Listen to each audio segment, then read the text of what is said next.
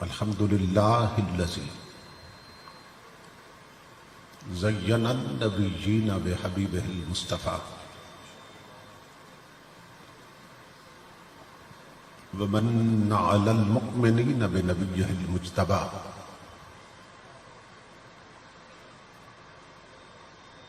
الصلاۃ والسلام علی سیدنا ومولانا محمد خیر الورا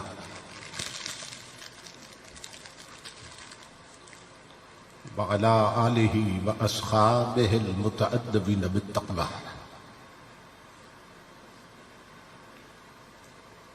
اما بعد فاعوذ باللہ السمیع العلیم من الشیطان اللعین الرجیم بسم اللہ الرحمن الرحیم فاذکروا آلاء اللہ لعلکم تفلحون صدق اللہ مولانا العظیم ان اللہ وملائکتہ یصلون علی النبی یا ایہا الذین آمنوا صلوا علیہ وسلموا تسلیما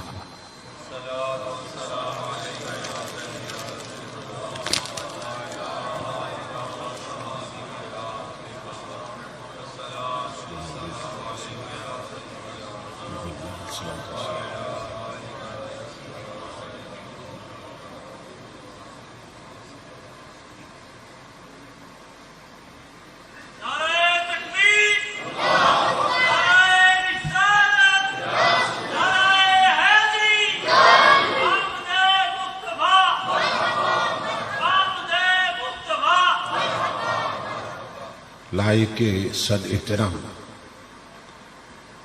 محترم مشائخ و علماء کرام اور معزز حاضرین و سامعین، اللہ رب العزت کا لاکھ لاکھ شکر ہے کہ جس نے اپنی توفیق خاص سے آپ کو اور مجھے آج کی اس عظیم الشان اور کثیر البرکات ذو جہتین کانفرنس میں حاضری کا شرف عطا کیا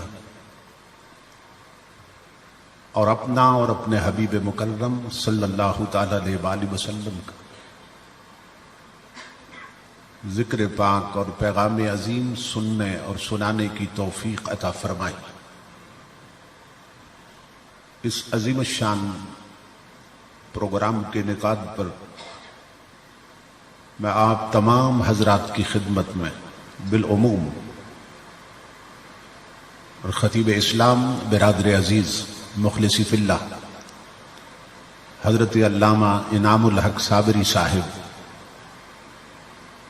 اور ان کے جملہ رفقا اور معاونین کی خدمت میں بالخصوص دل کی اتھا گہرائیوں سے ہدیہ تبریک و تحسین پیش کرتا ہوں اور دعا کرتا ہوں کہ اللہ رب العزت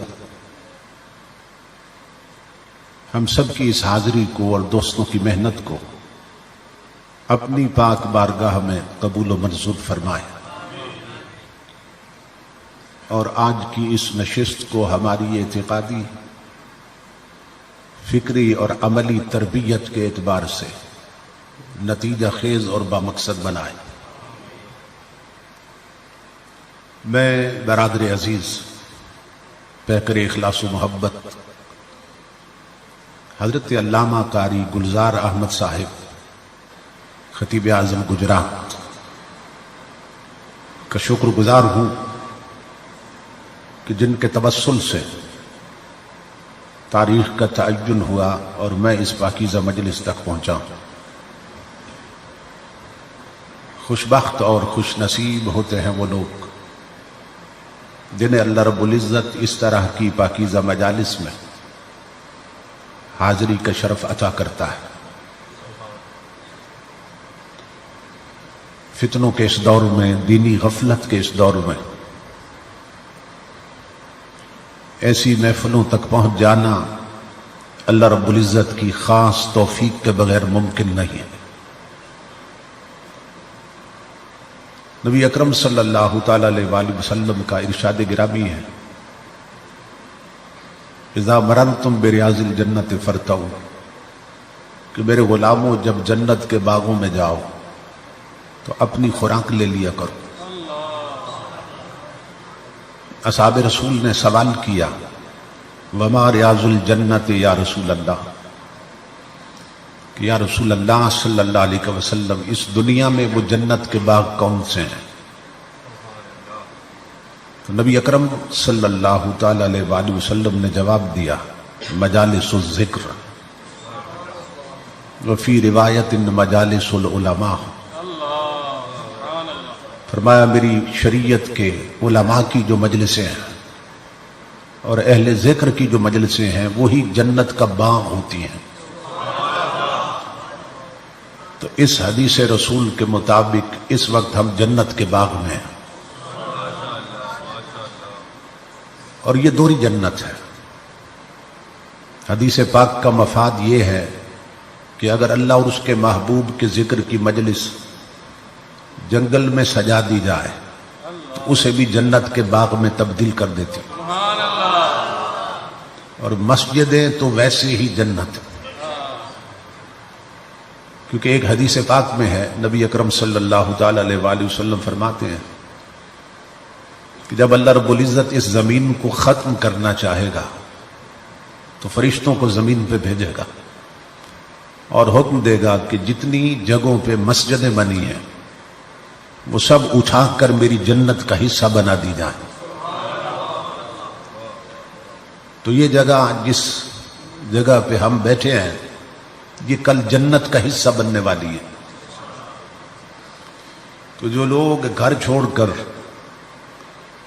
اپنی دکان چھوڑ کر، اپنی گپ شپ چھوڑ کر اس جنت میں نہیں آتے، وہ پل صراط سے گزر کر اس جنت میں بھی نہیں جا سکیں گے۔ اگر اس جنت میں جانا ہے تو پھر اس جنت میں آنے کی عادت بنائیے، یہ ذہن میں رکھیے، یہ پیغام گھروں تک پہنچائیے، دوستوں تک پہنچائیے۔ گھروں کے مصلح، گھر کے خواتین کے لیے جنت، تو جو ٹی وی چھوڑ کر اپنے گھر کے مصلح تک نہیں آتی وہ پل صراط سے گزر کر اس جنت تک کیسے جا سکے گی؟ نبی اکرم صلی اللہ تعالی علیہ وآلہ وسلم کا میلاد پاک، اس کی دو جہتیں ہیں، دو آسپیکٹس ہیں اور دو پہلو ہیں۔ ایک پہلو کا تعلق جشن میلاد کے ساتھ اور دوسرے پہلو کا تعلق مقصد میلاد کے ساتھ۔ حضور اس دنیا میں کیوں تشریف لائے؟ آپ کے آنے کا مقصد کیا تھا؟ اگر ان سوالوں کا جواب دیا جائے تو نبی اکرم صلی اللہ تعالی علیہ وآلہ وسلم کی سیرت بیان ہو جاتی، اور حضور اس دنیا میں کیسے تشریف لائے، کس حسن کے ساتھ تشریف لائے، کن جلووں کے ساتھ تشریف لائے، کس پاکیزگی اور طہارت کے ساتھ تشریف لائے۔ ان سوالوں کا جواب دیا جائے تو حضور کا میلاد بیان ہو جاتا ہے۔ تو خوش بخت ہیں وہ لوگ جو حضور کا میلاد مناتے ہیں اور سیرت اپناتے ہیں۔ یہ دونوں رخ صحیح ہو جائیں تو حضور سے غلامی کا تعلق پکا ہو جاتا ہے، کیونکہ ایک حدیث پاک میں نبی اکرم صلی اللہ تعالی علیہ وآلہ وسلم نے فرمایا، لا یؤمن احدکم حتی اکون احب الیہ من والدہ وولدہ والناس اجمعین، کہ تم اس وقت تک مومن نہیں ہو سکتے کہ جب تک اپنے ماں باپ، اولاد اور سب سے بڑھ کر مجھ سے محبت نہ کرو۔ اور دوسری حدیث بھی اسی تنبیہ سے شروع ہو رہی ہے، مگر اگلے لفظ اور ہیں۔ فرمایا لا یؤمن احدکم، تم اس وقت تک مومن نہیں ہو سکتے حتی یکون ہواہ تبعا لما جئت بہ، جب تک تمہاری طبیعت میری شریعت کے تابع نہ ہو جائے۔ تم اس وقت تک مومن نہیں ہو سکتے کہ جب تک تمہاری طبیعت میری شریعت کے تابع نہ ہو جائے.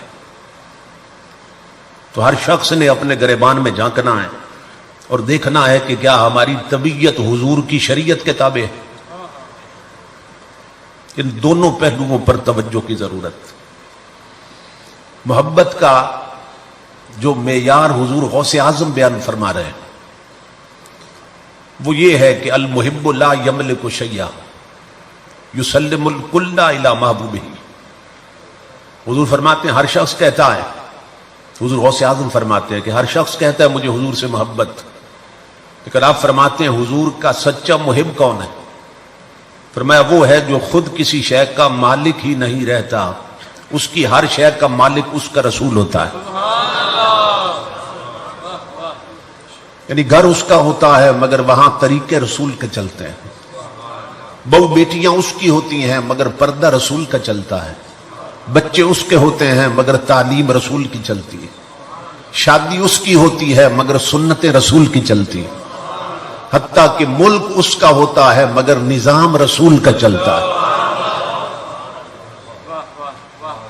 تو محبت کا یہ معیار جو غوث اعظم نے دیا، اب اس کو سامنے رکھیے اور اپنے کردار کو سامنے رکھیے کہ محبت کا دعویٰ ہے لیکن عملاً وہ محبت ثابت نہیں ہو رہی. تو دونوں پہلوؤں پر توجہ کی ضرورت. جہاں تک نبی اکرم صلی اللہ تعالی علیہ وآلہ وسلم کے ذکر کی مجلس کا تعلق ہے، ارباب بصیرت کا یہ کہنا ہے، اولیاء اللہ فرماتے ہیں کہ یہ بات اللہ کی غیرت کے منافی ہے کہ اس کے محبوب کے ذکر کے لیے لوگ جمع ہوں اور پھر بخشے نہ جائیں. یہ ہو نہیں سکتا. یہ بات اللہ کی غیرت کے منافی ہے کہ اس کے محبوب کے ذکر کے لیے لوگ جمع ہوں اور پھر بخشے نہ جائیں.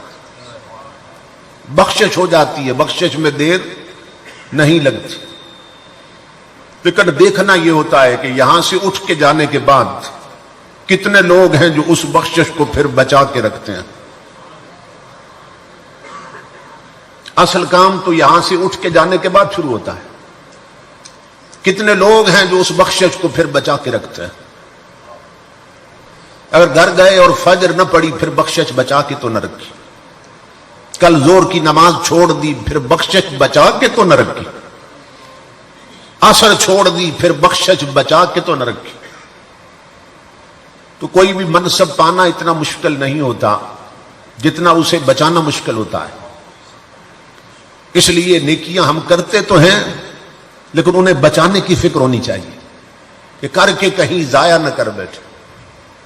نبی اکرم صلی اللہ تعالی علیہ وآلہ وسلم فرماتے ہیں کہ قیامت کے دن لوگوں کے نامہ اعمال دیے جائیں گے. بعض لوگوں کے انہوں نے نمازیں پڑھی ہوں گی مگر نامہ اعمال میں نمازیں نہیں ہوں گی. انہوں نے حج کیے ہوں گے مگر حج نہیں ہوں گے. انہوں نے روزے رکھے ہوں گے، صدقہ و خیرات کیا ہوگا مگر ان عملوں کا ثواب نہیں ہوگا. نامہ اعمال میں نہ سجدے ہوں گے، نہ حج ہوں گے، نہ صدقہ و خیرات. تو وہ حیران ہو کے اللہ سے پوچھیں گے مولا ہم نے سجدے کیے تھے، ہم نے زکوٰۃ دی تھی، ہم نے حج کیے تھے، تو نامہ اعمال میں وہ نظر نہیں آ رہے. تو اللہ رب العزت فرمائے گا، حدیث کے لفظ ہیں محیت باغتیابک الناس، کہ اگر نماز پڑھی تھی تو لوگوں کی غیبت بھی تو کی تھی، تیری غیبت تیری نمازوں کو لے گئی. اگر حج کیے تھے تو کسی کو گالی بھی تو دی تھی، تیری گالیاں تیرے عملوں کو لے گئیں. اب ہم دیکھیں کہ ہم میں سے کتنے لوگ ہیں جو نیکیاں کرتے ہیں لیکن پھر نیکیوں کو بچا کے رکھتے ہیں، پھر نیکیوں کی حفاظت کرتے ہیں. کہنے کو تو ہر سال 60 یا 50 لاکھ بندہ حاجی بنتا ہے، لیکن کتنے لوگ ہیں جو گھر پلٹ کے آتے ہیں تو پھر اپنے حج کو بچا کے رکھتے ہیں. کتنے حاجی ہیں جو اپنے حج کی پھر حفاظت کرتے ہیں. تو نیکی کرنا اتنا مشکل نہیں جتنا اسے بچانا مشکل ہے. اس لیے نیکیاں کرو تو پھر نیکیوں کو بچانے کی فکر بھی کرو کہ وہ کہیں مٹ نہ جائیں. میں نے جو الفاظ تلاوت کیے ان میں اللہ رب العزت نے ہمیں حکم دیا اس کی نعمتوں کا ذکر کیا جائے، اس کی نعمتوں کی باتیں کی جائیں، اس کی نعمتوں کو یاد رکھا جائے. یہ حکم دیا اللہ رب العزت. کیوں؟ اس لیے کہ جب نعمت یاد رہتی ہے نا تو پھر دینے والا بھی یاد رہتا ہے. یہ نہیں ہو سکتا کہ نعمت یاد ہو اور جس نے دی وہ بھول جائے. تو ذکر نعمت کے ذریعے اللہ رب العزت اپنے ذکر پر لگا رہا ہے کہ پھر مجھے یاد کرو گے اگر نعمتیں یاد رہیں، اور مجھے یاد کرو گے تو پھر میرا شکر بھی یاد رہے گا. کہ دینے والا یاد رہے تو پھر اس کا شکر بھی یاد رہتا ہے. اللہ رب العزت نے فرمایا کہ میری نعمتوں کا ذکر کرو. حکم یہ دیا کہ نعمتوں کا ذکر کرو، اور خبر کیا دی کہ نعمتیں گنتی سے باہر ہیں. وَإِن تَعُدُّوا نِعْمَتَ اللَّهِ لَا تُحْصُوهَا، کہ اگر اللہ کی نعمتوں کو گننا چاہو، کاؤنٹ کرنا چاہو تو گن نہیں سکتے. تو اب عجیب مسئلہ پیدا ہو گیا، مشکل بن گئی کہ جو گنتی سے باہر ہیں وہ حکم دیتا ہے ان کا ذکر کرو. حکم دیا نعمتوں کا ذکر کرو اور خبر دی کہ نعمتیں گنتی سے باہر ہیں. اب اس پر عمل کیسے ہو سکتا ہے؟ اس لیے کہ اگر ذکر میں آ جائیں تو پھر گنتی میں بھی آ جائیں گے. تو جن چیزوں کو آپ گن نہیں سکتے ان کا ذکر کیسے کر سکتے ہیں؟ جو انکاؤنٹیبل ہے، گنتی میں نہیں آتی، پھر ذکر کیسے کر سکتے ہیں؟ علماء اب پھر ایگزٹ تلاش کرتے ہیں، مخرج تلاش کر کے دیتے ہیں، راستہ تلاش کرتے ہیں کہ اللہ رب العزت نے حکم دیا نعمتوں کا ذکر کرو اور خبر دی کہ وہ گنتی سے باہر ہیں. اب اس حکم پر عمل کیسے ہوگا؟ تو علماء نے کہا کہ ہم ان نعمتوں میں سے کوئی ایسی نعمت تلاش کرتے ہیں کہ وہ اتنی بڑی ہو، اتنی عظیم ہو کہ کریں اس ایک نعمت کا ذکر جو آل ان ون بن جائے. کرے ایک نعمت کا ذکر، مگر اللہ لکھ دے میرے بندے تو نے ہر نعمت کا ذکر کر دیا ہے.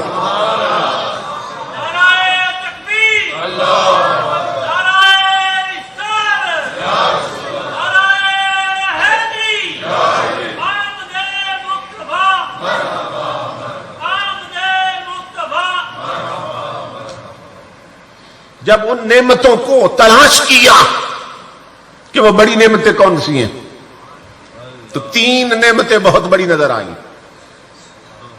ہمارا اپنا وجود بہت بڑی نعمت، ہمارا اپنا جسم بہت بڑی نعمت.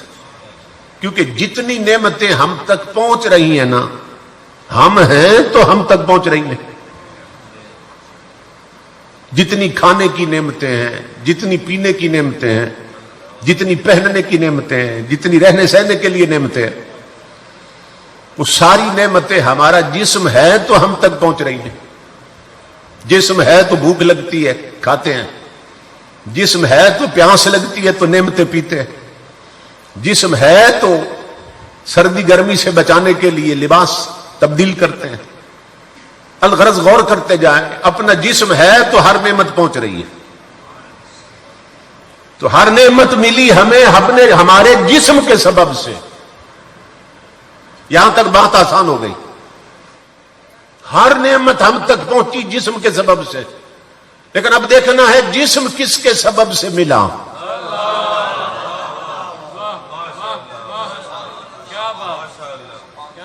ہر نعمت ملی جسم کے سبب سے. جسم کس کے سبب سے ملا؟ تو اس کا ایک سادہ سا جواب یہ ہے کہ جسم ملا ماں باپ کے سبب سے. کیونکہ جب کوئی چیز وجود میں آتی ہے نا، اس کی 4 علتیں ہوتی ہیں. میں صرف 2 ذکر کر رہا ہوں. ایک علت مادی ہوتی ہے اور ایک علت فاعلی ہوتی ہے.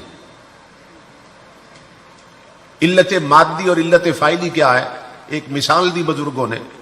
گھڑا ہوتا ہے نا تو کس چیز کا بنتا ہے؟ مٹی کا. تو جس سے بنا ہے وہ اس کی علت مادی ہے، اور خود بخود بنا مٹی سے یا کسی نے بنایا؟ بنایا کسی نے. تو جس نے بنایا اس کو کمار کہتے ہیں. تو بنانے والا علت فاعلی ہے، اور مٹی سے بنا تو مٹی اس کی علت مادی ہے، بلا تشبیہ و بلا مثال. ہم بھی وجود میں آئے کہ نہیں آئے؟ ہمارا وجود ہے تو ہماری علت مادی کون بنا؟ ہمارے ماں باپ. ہمیں بنایا کس نے؟ اللہ نے. اور بنایا کس سے؟ ماں باپ سے. تو نتیجہ کیا نکلا کہ ہمارے ماں باپ نہ ہوتے تو ہم نہ ہوتے،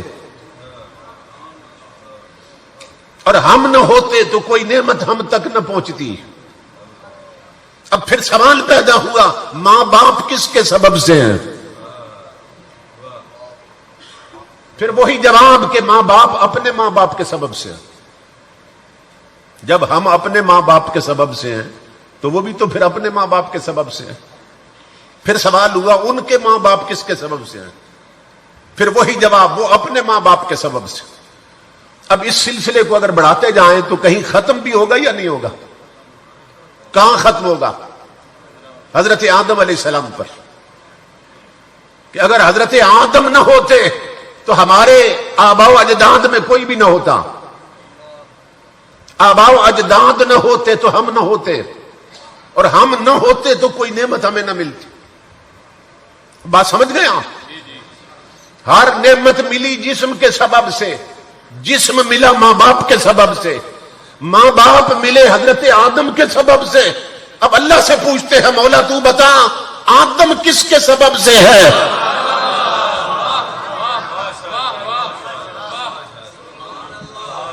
اب مولا تو بتا خود آدم کس کے سبب سے ہیں؟ تو اللہ رب العزت نے فرمایا لولا محمد لما خلقت آدم. اگر محمد عربی نہ ہوتے تو آدم کو بھی وجود عطا نہ کیا جاتا.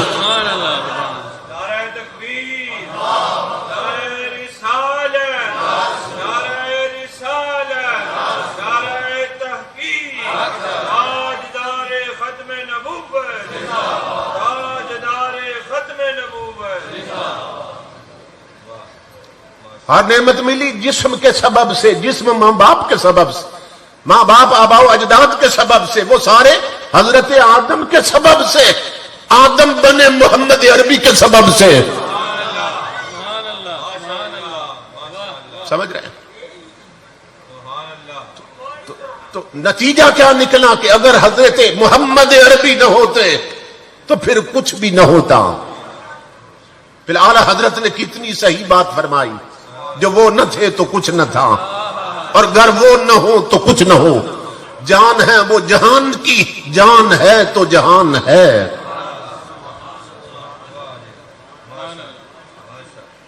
خود آدم بنے محمد عربی کے سبب سے، اور پھر آدم علیہ السلام سے حوا بنی.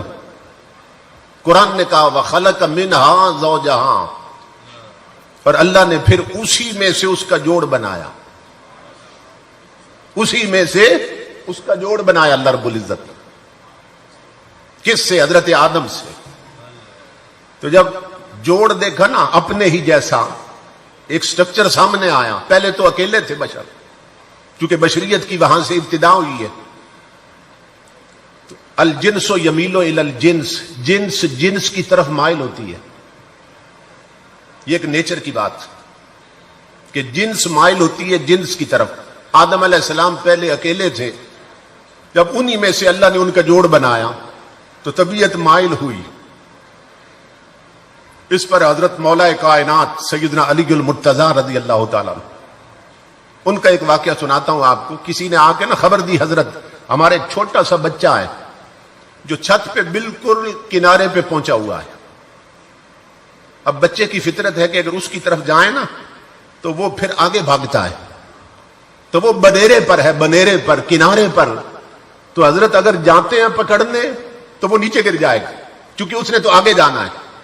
اب کیا کریں؟ تو حضرت مولا کائنات نے فرمایا کہ اسی کی عمر کا بچہ لا کر نہ اس کے سامنے بٹھا دو، تو جنس مائل ہوگی اپنی جنس کی طرف. انہوں نے بچہ بٹھایا تو اسے دیکھ کر وہ پلٹ آئے. سمجھ رہے ہیں؟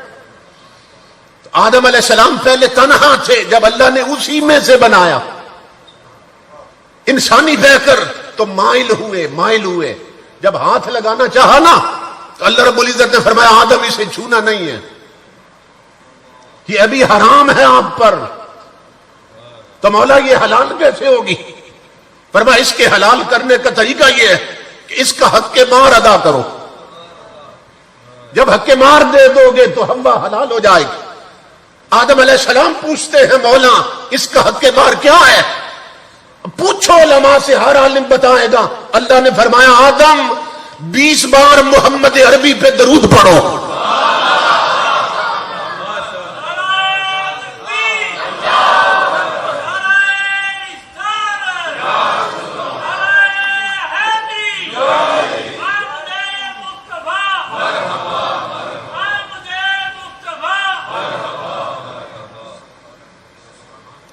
پوچھو کسی بھی عالم سے پوچھو حضرت حوا کا حق مار کیا بنا تھا. اس کے سوا کچھ لکھا ہی نہیں ہے. سب نے بیان کیا کہ اللہ رب العزت نے فرمایا 20 بار میرے حبیب پہ درود پڑھو. آدم جس کے سبب سے تجھے وجود ملا اسی کے سبب سے حوا حلال ہوگی. 20 بار میرے حبیب پہ درود پڑھو. یہاں میرے ابا جی رحمت اللہ علیہ فرمایا کرتے تھے کہ جو آدم علیہ السلام کی نسل سے ہو وہ درود سے کبھی پریشان نہیں ہوتا.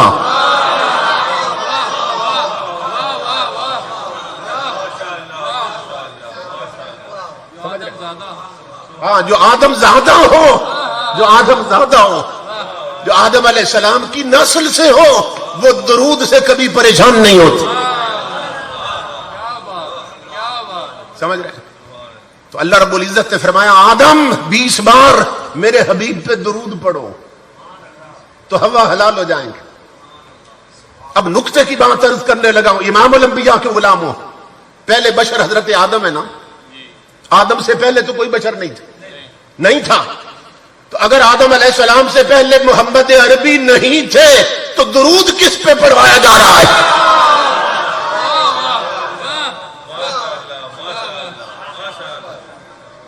کوئی سمجھ آئی بات؟ اب اگر محمد عربی آدم علیہ السلام سے پہلے نہ تھے تو 20 بار درود کس پہ بھجوایا جا رہا ہے؟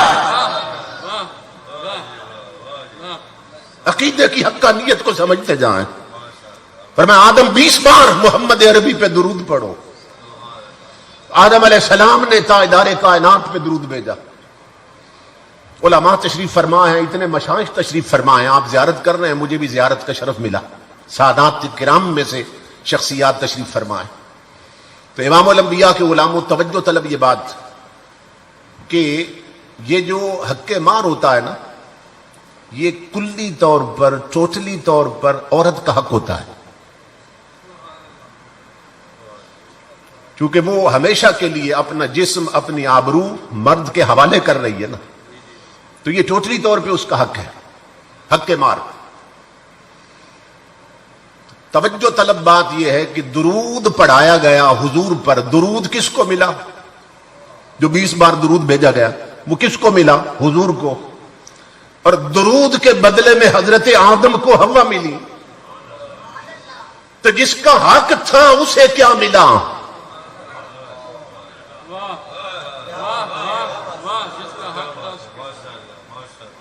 سمجھ رہے ہیں؟ درود تو حضور کو ملا اور درود کے بدلے میں آدم کو حوا ملی. تو حق مار جس حوا کا حق تھا اسے کیا ملا؟ تو صوفیاء نے لکھا کہا حضور کو درود ملا، آدم کو حوا ملی، بدلے میں حوا کو نور مصطفیٰ ملا.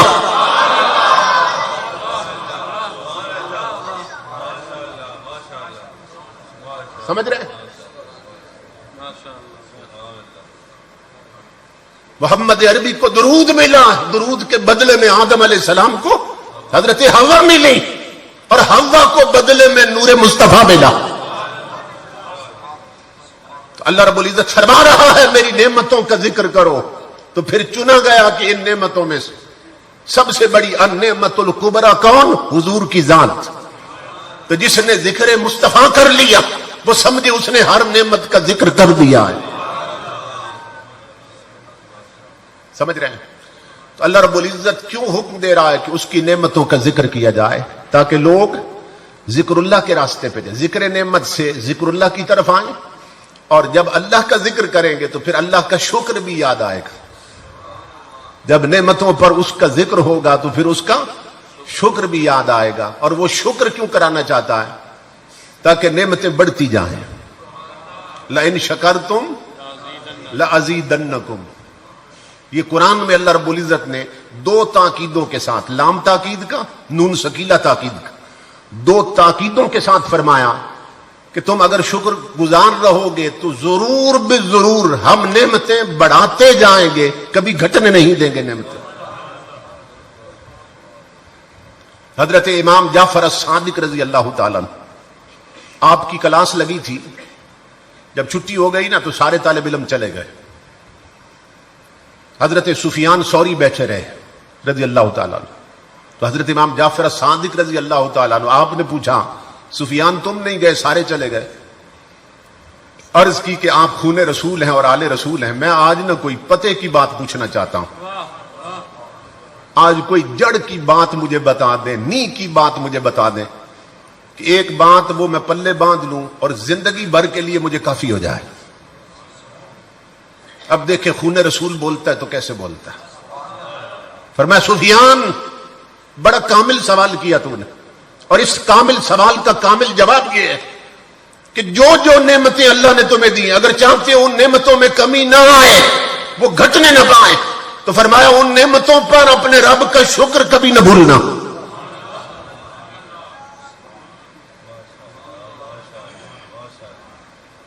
یہ بہت بڑی بات ہے، زندگی بھر کے لیے کافی اگر سمجھ آ جائے کہ اگر چاہتے ہو کہ نعمتوں میں کمی نہ آئے، اگر چاہتے ہو کہ نعمتیں گھٹنے نہ پائیں، ختم نہ ہونے پائیں، تو ان نعمتوں پر اپنے رب کا شکر کبھی نہ بھولنا.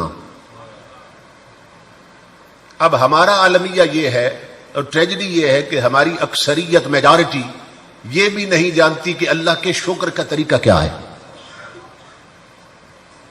اکثریت یہ نہیں جانتی. ہم سمجھتے ہیں ڈکار آئی نا، پیٹ بھر کے کھایا، ڈکار آئی تو کہہ دیا الحمدللہ، بس شکر ادا ہو گیا. نہ نماز پڑھی، نہ روزہ رکھا، نہ تلاوت قرآن کی.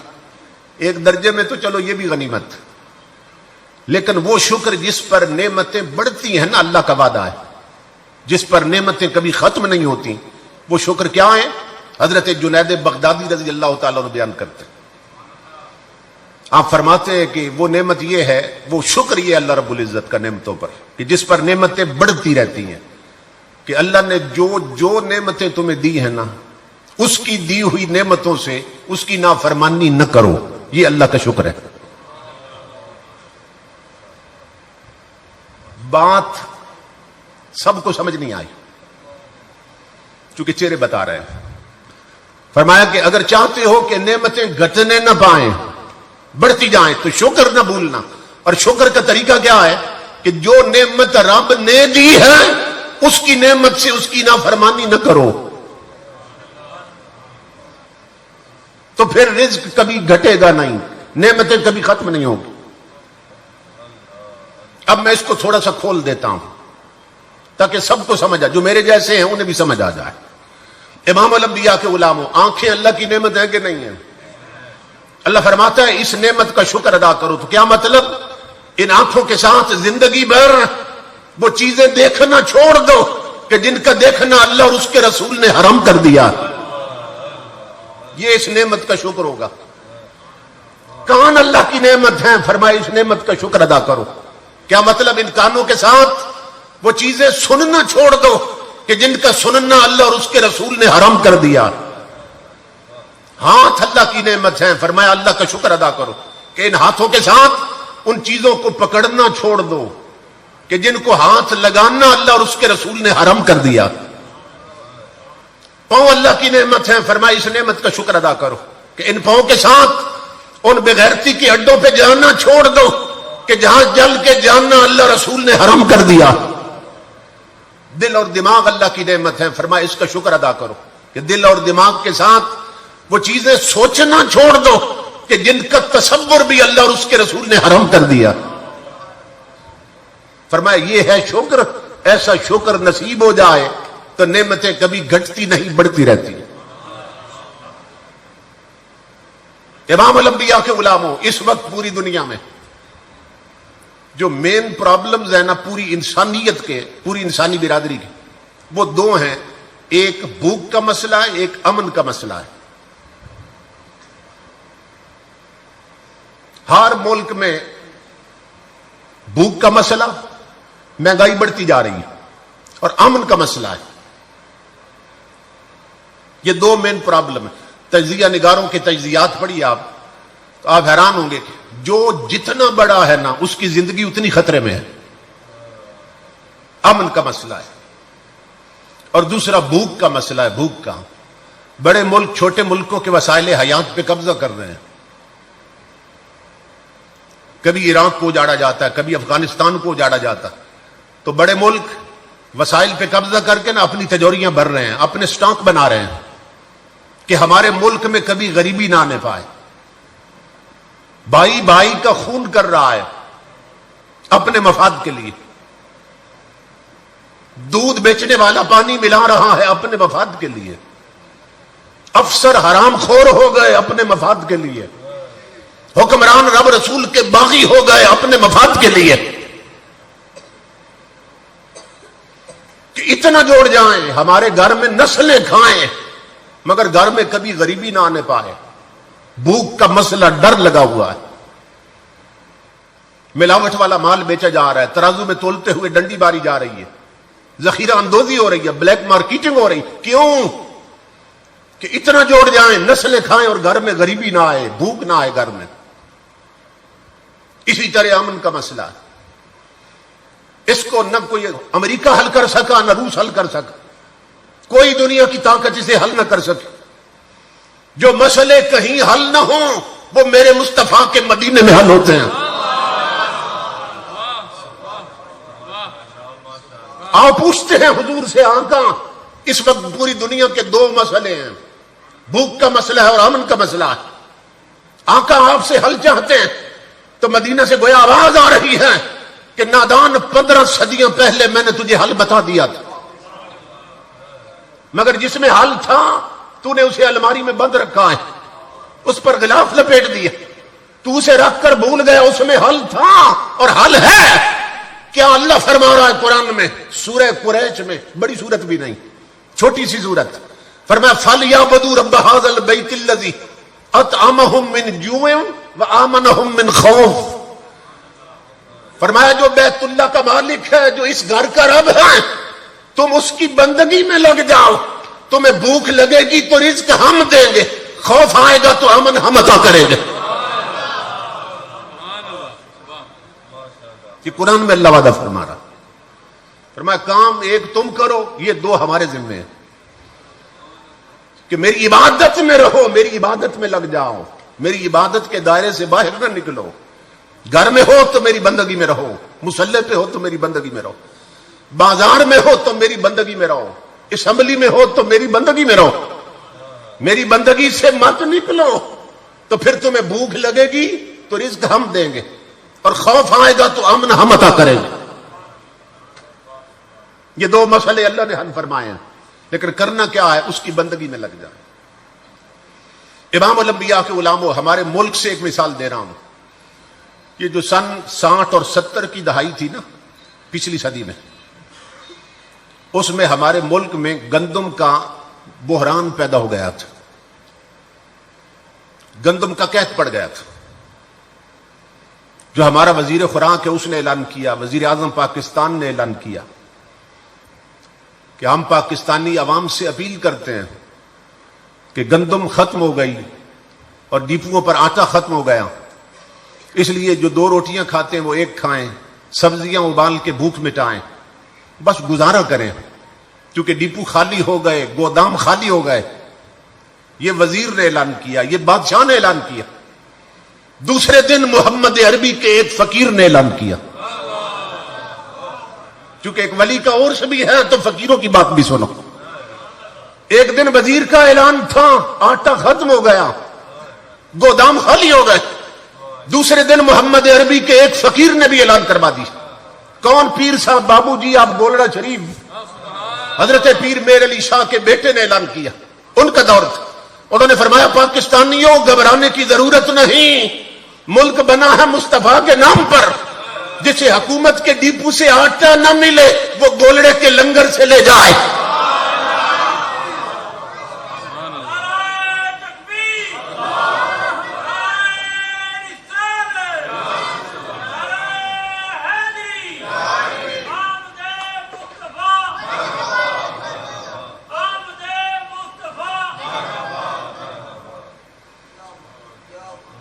انہوں نے بھی اعلان کر دیا ملک بنا ہے مصطفیٰ کے نام پر، ملک بنا ہے کلمے کے نام پر، گھبرانے کی ضرورت نہیں، جسے حکومت کے ڈیپو سے آٹا نہ ملے وہ گولڑا شریف کے لنگر سے لے جائے۔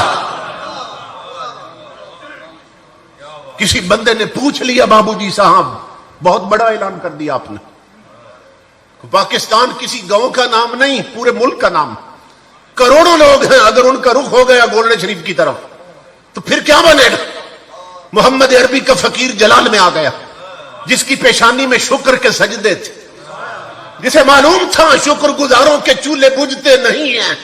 آپ نے فرمایا خاموش ہو جاؤ، یہ اپنے اپنے تعلق کی بات، فرمایا چپ کر جا، یہ اپنے اپنے تعلق کی بات ہے۔ حکومت کا تعلق امریکہ کے ساتھ ہے، گولڑے کا تعلق مصطفیٰ کے مدینے کے ساتھ۔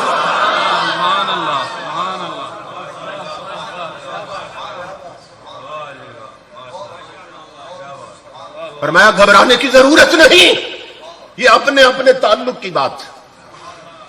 وہ جن کے خالی ہوئے ان کا تعلق امریکہ سے تھا، جن کے اب بھی بھرے ہیں ان کا تعلق مدینے کے ساتھ۔ نہ رئیس ہوں نہ امیر ہوں، نہ میں بادشاہ نہ وزیر ہوں، تیرا عشق ہے میری سلطنت، میں اسی کا ادنی فقیر ہوں۔ میرے پاس ساغر جم نہیں، مجھے پھر بھی کوئی علم نہیں، کیوں؟ تیری ایک نگاہ نیاز سے میں جہاں میں سب سے امیر ہوں۔ سمجھ رہے؟ تو فرمایا گھبرانے کی ضرورت نہیں، جس حکومت کے ڈپو سے آٹا نہ ملے گولڑے کے لنگر سے لے جائے۔ اللہ اکبر۔ تو بھوک لگے تو رزق وہ دیتا ہے، لیکن اگر شکر گزاری نصیب ہو جائے، پتہ چل جائے کہ شکر کا طریقہ کیا ہے۔ اور فرمایا کہ اگر خوف آئے گا تو امن بھی ہم عطا کریں گے۔ اب پورا ملک خوف زدہ ہو چکا ہے، جو حالات بن گئے نا ہمارے ملک اکھڑ چکا ہے، اب اللہ ہی بچائے تو بچائے۔ علامہ اقبال نے بہت پہلے کہہ دیا تھا، وطن کی فکر کر ناداں مصیبت آنے والی، تیری بربادیوں کے مشورے ہیں آسمانوں میں۔ یہ طاغوتی طاقتوں کو کہا تیری بربادیوں کے مشورے ہیں آسمانوں میں، اور چھپا کر آستین میں بجلیاں رکھی ہیں گردوں نے، انادل باغ کے غافل نہ بیٹھے آچیانوں میں۔ اور ہماری قوم کے ساتھ جب سے ملک بنا مذاق ہو رہا ہے، لٹیروں نے جنگل میں شمع جلا دی، لٹیروں نے، چوروں نے جنگل میں شمع جلا دی، مسافر یہ سمجھا کہ منزل یہی ہے۔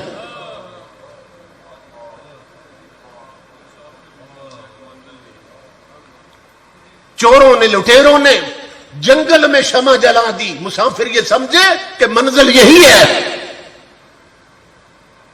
ہمیں غلط منزلیں دکھائی جا رہی ہیں، پوری قوم پر ایک خوف مسلط۔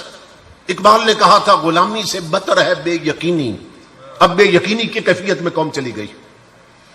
تو اللہ رب العزت فرماتا ہے تمہیں بھوک لگے گی تو رزق میں دوں گا، مگر میرے بن جاؤ، میرے حبیب کے سچے غلام بن جاؤ، اور خوف آئے گا تو امن میں عطا کروں گا۔ تاریخ اسلام میں ہے کہ جس طرح آج بحری بیڑے ہیں نا طاغوتی طاقتوں کے پاس، جس ملک کو برباد کرنا ہو وہ اپنے بحری بیڑے بھیج دیتا ہے، کیونکہ وہ جدید اسلحہ سے لیس ہیں۔ تو جس ملک کو برباد کر رہا ہو، عراق کو انہی بحری بیڑوں نے اجاڑا، افغانستان کو انہی نے اجاڑا تھا، بحری بیڑے بھیج دیتے ہیں۔ تو اب تو ان کے پاس کئی ہزار بحری بیڑے ہیں نا، لیکن اس وقت جو سپر پاور تھی اس کے پاس صرف ایک ہی بحری بیڑا تھا، جس علاقے میں بیڑا غرق کرنا ہوتا وہاں اپنا بیڑا بھیج دیتے تھے. تو وہ دور کس کا دور تھا؟ حضرت سلطان صلاح الدین ایوبی کا دور تھا. طاغوتی طاقتوں نے، کافروں نے پروگرام بنایا کہ سلطان صلاح الدین ایوبی کی عوام بہت کمزور ہیں اور اس وقت وہ نہتے ہیں، ان کے پاس اسلحہ بھی نہیں اور کھانے کے لیے بھی کچھ نہیں ہے. تو ایسا کرتے ہیں اپنا بحری بیڑا بھیج کر نا اتنا شدید حملہ کرتے ہیں کہ مسلمانوں کا وجود مٹا کے رکھ دیتے ہیں. انہیں یقین تھا مسلمان اس کو روک نہیں سکیں گے. ادھر بحری بیڑا حرکت میں آ گیا. دوسرے دن میدان جنگ گرم ہونے والا تھا، صرف ایک رات باقی تھی. صلاح الدین ایوبی وہ حکمران، امام الانبیاء کے غلام، جو 500 بار درود پڑے بغیر کبھی سویا نہیں تھا، جس کا تعلق مصطفیٰ کے مدینے سے قائم تھا. اس نے اپنی آرمی اور فوجیوں کو اکٹھا کیا. اس نے کہا بحری بیڑا آ رہا ہے، کل وہ ہمارے سر پر عذاب بن کے گرے گا اور بچے یتیم ہوں گے، عورتیں بیوہ ہوگی. اس نے کہا مجاہدو ایک رات باقی ہمارے پاس، 2 کام کرتے، ایک تم کرو ایک میں کرتا ہوں. آرمی نے کہا وہ کیا ہے؟ اس نے کہا آج رات کے لیے تم میدان اور مورچے سنبھال لو اور آج رات کے لیے میں کملی والے کا مسلح سنبھالتا ہوں.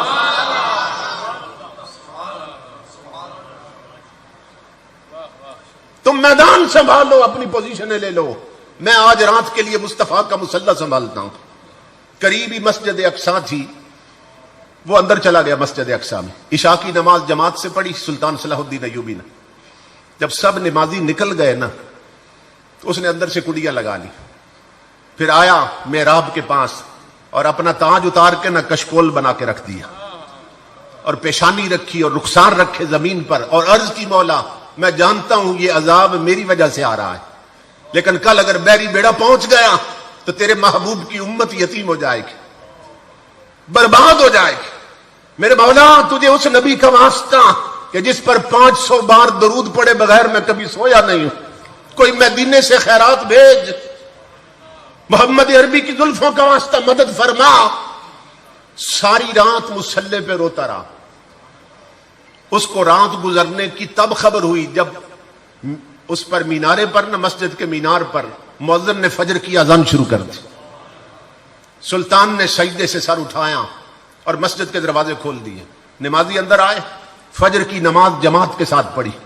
نماز پڑھ کر جب نکلا نا سلطان صلاح الدین ایوبی، ساری رات مصلے پہ رونے والا. امام الانبیاء کے غلاموں، باہر مسجد کے پھٹے کپڑوں میں ایک فقیر کھڑا تھا. اس نے یوں بازو پھیلا دی. اس نے کہا بیٹا سلطان صلاح الدین آؤ میرے سینے لگ جاؤ. سینے لگا کے ماتھا چوما. کہا سلطان صلاح الدین تجھے مبارک ہو، رات کے تیرے آنسوؤں نے دشمن کا بیڑا غرق کر دیا.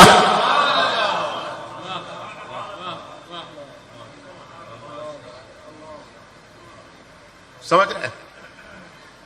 رات تیرے آنسو گرے ہیں آنکھوں سے، وہ آنسو نہیں طوفان بن گئے.